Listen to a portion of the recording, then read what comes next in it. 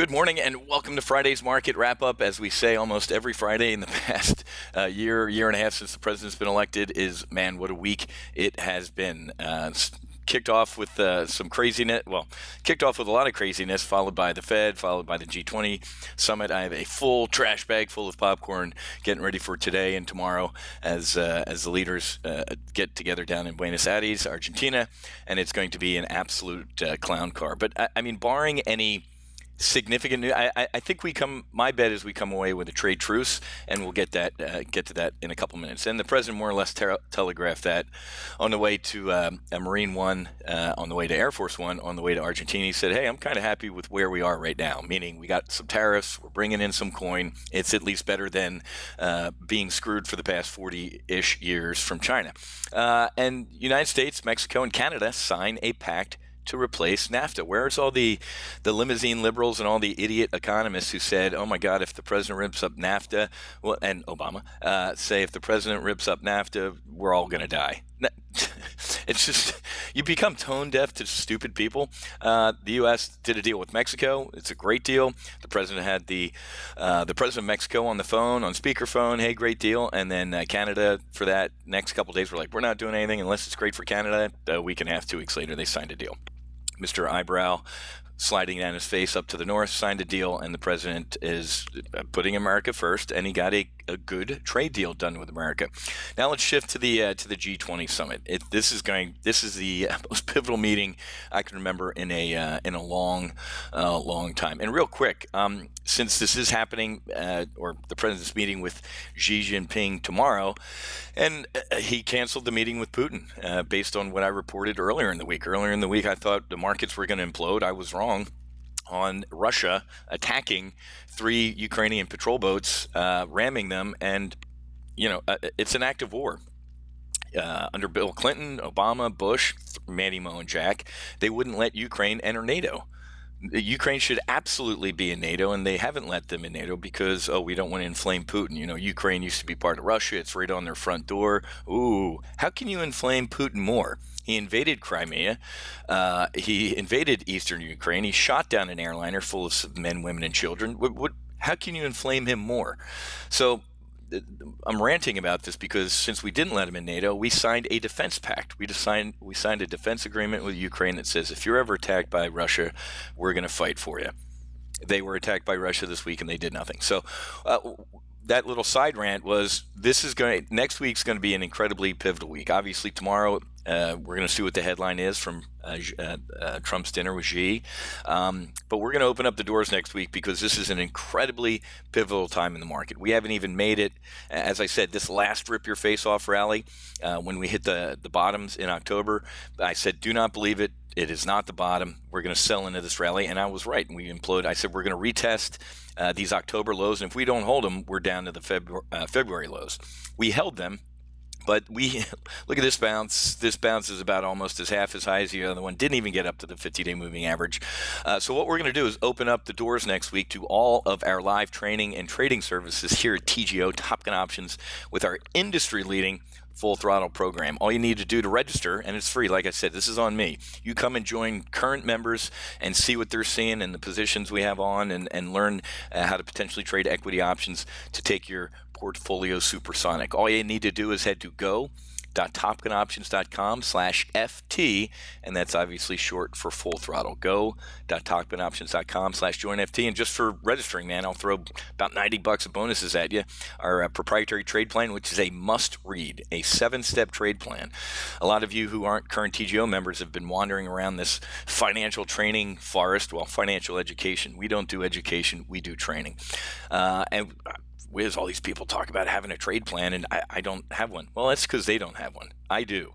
And this was forged over the skies of Iraq and proven on the streets of LaSalle and right there in the Chicago Board of Trade, LaSalle and Jackson. And also we'll give you a copy of the OPCL, the Options Pocket Checklist, and that's a $45 value. Because as I said, this is a big deal, man. So yesterday, the president was all over the place. For the past couple weeks, Peter Navarro, one of our trade advisors to the president, has been blasting China. He's a China hawk. Kind of had a little public spat with Larry Kudlow, the market whisperer, and Navarro was benched. Well, yesterday, as the president jumped on Air Force One to go to Argentina, we learned that Navarro was back on the dinner list with President Xi, kind of a signal that, hey, we're back to taking a tougher course. And I think the president feels that he has a little bit more air cover with what? With what the Fed did on Wednesday. Jerome Powell, more or less, blinked. Jerome Powell blinked because he started this, man. You see this back in October? You see this implosion? Right here was when Jerome Powell said, nah, man, we're going to step on the gas and we got to raise interest rates. And remember, one of the wisdoms you're going to learn at TGO is when interest rates are high, stocks will die. When interest rates are low, stocks will grow. Well, the Fed raising interest rates and unwinding that massive balance sheet they put on under Barack Hussein Obama to prop the economy up and the stock market up, caused this implosion. Now on Wednesday, he went to a little speech at the New York Economic Forum, and he kind of kissed us on the forehead and put a Band-Aid on our boo-boo and said, well, we're close to neutral. Well, what happened in a month and a half, Mr. Fed Chairman, for you to blink? This is what happened. Equities imploded, man. People's 401ks turned into 201ks, and the Fed, their two official mandates is what? Full employment and uninflation. There are more jobs available in this country than there are Americans, so we're at full employment according to the Fed, and inflation is, in my opinion, pretty damn close. They should have started raising rates years ago, folks, under Barack Hussein Obama, but Janet Yellen didn't, and I'll leave the politics aside. So, very interesting week, so please join us. It's on me, so you can see what we're doing in this. So, 8 o'clock last night, glued to my phone, ahead of Trump-Xi meeting, darkening clouds of China. Here's your comedy for today. Remember, PMI, a reading below 50 indicates recessionary, activity in your economy. Above a 50 indicates expansion. What did China put out last night? A 50. Literally, when you flip a coin, China's saying it landed sideways. There's no way, look at this, there's no way China before this important meeting was going to put out anything lower than a 50, which would have been massive headlines. At least it's a headline here in the Wall Street Journal that, hey, ahead of Trump-Xi meeting, darkening clouds in China. Look at the PMI hit, guys. The PMI, China PMI plunges to 29-month lows and nears economic contraction. And I've been joking about this, guys. If you believe any number that comes out of the Chinese government, you're an idiot. I mean, I don't even believe the numbers that come out of our government, but look at that. A 50. It went from 50.2 and the forecast was 50.2. It went down to 50. I completely believe it. And their non-manufacturing PMI went down significantly. So I'm laughing because it's just, it's funny. So we have a bear call spread on FXI. I think that's going to finish fine this week. We also have a busted EWZ bear call spread, but I kind of looked at a repair iron condor that's looking to go right down the fairway for about a $4,000 profit. But this, you could not make this up, folks. I mean, literally, it's flipping a coin. It landed on its edge. That's China trying not to look like things are that bad going into this meeting. And just take a look at let's take a look at the slide for life their PMI has been doing. So look at this. Let's take a look at year-to-date PMI for China. Look at that implosion. Look at that. I'm laughing because I've been covering this all week. I'm going to be, Thursday night, I'm watching the PMI numbers, and it came out at 50. So anyway, look at this Market Insider headline from CNBC. It's now up to President Trump to rescue the stock market from ending 2018 in the red. So this week it was, the Fed's going to save us. They really didn't. And I couldn't agree more with this headline. Wall Street economists think the stock market misinterpreted Powell and the big rally was an overreaction. Okay, nothing matters anymore. I've seen stuff like, well, algorithms are putting, this is a double, well, that was the double top, guys. This is a double bottom. Don't give me any of this algos are programmed to buy and this. No, there's nothing going on here other than this G20 meeting. If the president storms out of dinner, the futures are down 1,000 points. If the president and Xi say, you know what, it's called TT. If they have a tariff truce, I think that's bullish. Right? So and then if there's a trade deal done, I'd be stunned. I'd be eating this table because I'm shocked. I guarantee you there's no trade deal. I'm going right down the middle with a trade truce. The president getting on the helicopter yesterday said, I'm happy where we are right now, meaning we might hold our fire and let's talk. I think that'll be bullish. But as soon as the president gets on the airplane after shaking hands with Xi, what happens? we have a potential government shutdown on December 7th. So as soon as he lands in Washington, welcome back, Mr. President. It's not even going to matter what you did at the G20 because the devil's in the details. But more importantly, Chuck and Nancy missed you, and they want to shut the government down because they want to put a Protect Mueller rider on their funding bill. And what's the president want to put? A $5 billion funding for the border wall rider. So anyway, here's another potential clown car and shit show. Saudi facing an OPEC mutiny as members object to problematic U.S. influence. That headline just makes me laugh. So Saudi Arabia trying to kiss Trump's ass for not going batshit over the killing of a, quote, journalist. The guy wrote 2 op-eds for the Washington Post, and liberals and the media are calling him a journalist. If he's a journalist, I'm the emperor of journalism. And the dude wasn't even a U.S. citizen. I get it was grisly, but Iran has killed approximately 1,000 U.S. troops. 1,000. The Pentagon was ordered by President Obama not to mention those numbers at any time. So Iran kills 1,000 U.S. service personnel. What's Obama do? He flies a couple $1 billion in cash on unmarked airplanes in the middle of the night away from cameras to the mullahs. They kill a non-U.S. citizen journalist, and the media and liberals want us to go to war with Saudi Arabia. Are you that stupid? How many times it was world politics makes some pretty strange bedfellows. What I'm getting at with this rant, though, folks, is Saudi Arabia's taken a lot of flack for being, kind of Trump's lackey. But I reported last week that there was a sleeper story that Saudi Arabia was planning secret, production cuts, right, to try and get the price back up. They're telling Trump to his face that we're going to flood the markets with oil. We'll help you, United States. And then behind the scenes, they were doing the exact opposite. I'm shocked that an OPEC Arab country would lie, say they're going to do one thing and do another. This is a canary in the coal mine, folks, and I'm going to wrap on this. The housing market is imploding. We got horrific numbers this week. The Case-Shiller housing index imploded. New home sales imploded. You name the housing number we got this week, and it was awful. The only green shoot really this week was Chicago PMI that came out a couple minutes ago, was the highest I've ever seen, the biggest beat. 58.6 was forecast. We got 66.4.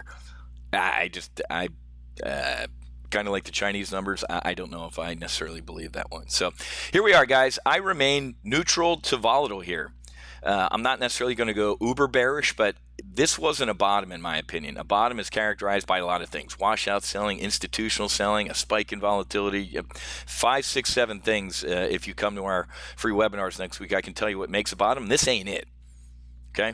Can we go but we're in uncharted times. Nobody can tell you what the right side of a chart looks like. Everybody can tell you what the left side looks like. But if we get some sort of niceness or Rodney King, can't we all get along at the G20 out of Trump and Xi? We head higher. But we head higher for about a week until the president says, you know what, shut the government down. That might be a reason to implode here. So we talked this week about maybe hedging and getting long some protection. And you better have some protection on. Before I sign off right now with my happy hunting, make sure you hedge. That's not a joke. Make sure you're hedged, man. If you thought that was the all clear, you got your ass handed to you. If you think this is the all clear, you're going to get your ass handed to you. Even if like I just said, even if the president gets if he no shit gets a trade deal done tomorrow, this market will rip your face off rally. Government shutdown, not so much. I think we get a trade truce where we stop firing tariffs at each other while Kudlow and Mnuchin and Wilbur Ross and whoever else, Leitzinger and Navarro, all start talking to China. But there is a 10-20 delta. There's a 20% probability Trump gets on the airplane and says, nah, that sucks. They're not even serious. Fire more tariffs. Look out below.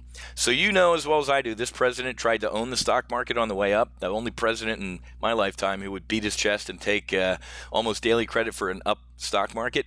You own it on the way up, dude. You own it on the way down. And I know right around here he called the chairman of the Federal Reserve crazy, and the other day, even after the really nice speech where he blinked, the president said, I haven't been happy at all with this Fed chief pick. I can't, I'm done with the dude, can't stand him. So it is an interesting headline on CNBC that it's up to the president to save the stock market. And if that dude has any influence to save the stock market, he's going to try to, okay? Although, to be honest with you, if he doesn't, he's got a 2-year re-election campaign commercial courtesy of House Democrats. Little Adam Schitt is already saying he's going to investigate Trump's ties to Saudi Arabia, financial ties. He said his written answers to Bob Mueller's questions was not appropriate, and Maxine Waters is going to summon all these oil executives, financial or Wall Street CEOs, and I'm going to rip Wall Street apart for the next 2 years. Are you kidding? Hint: the market doesn't like that. Okay, so get ready, man. It's going to be a lot of fun trading here in the next couple weeks through this summit, through the potential government shutdown. And then, oh, by the way, once we put all those in the rearview mirror, we have a Fed meeting in the middle of December. And these so if the guy was uber hawkish on rates here and then saw this and came uber bullish, what if we see this rip your face off rally? What if the Fed in December goes, wait a minute, I didn't want that market reaction. And I agree. I think the market missed the dude. He changed 2 words, which I understand, from hey, we're really below neutral to we're just below. I get it, but just below means there's rate hikes coming, man. It might be one and done in December or one in June. We'll do one in December and then maybe one in June. But the interest rates are going higher, folks. Jerome Powell said that. He might have changed a couple words, but he hasn't changed his strategic mindset. Okay. All right. So I got to get going. I got to sit here. I got my morning bag of popcorn handy. Make sure if you have some time just to watch what's going on, because it's incredible. From the president jumping on Air Force One hours before he said, "No, I'm going to meet with Putin," to getting on the airplane and tweeting, I'm not going to meet with the dude until until the situation in Ukraine is resolved. So this is literally happening minute by minute and headline by headline. So great time. I'm enjoying it. We're going to have fun next week with our industry leading Full Throttle. Do me a favor and head to go.topgunoptions.com/FT. That's short for Full Throttle. And do me a favor, share it on your social media, Facebook, Twitter. I didn't even know. I think Google Plus is out of business, but share it on Facebook and Twitter, and bring some family and friends. Okay. Have a great rest of your day. Happy hunting. Make sure you hedge, and God bless. I will see you Monday.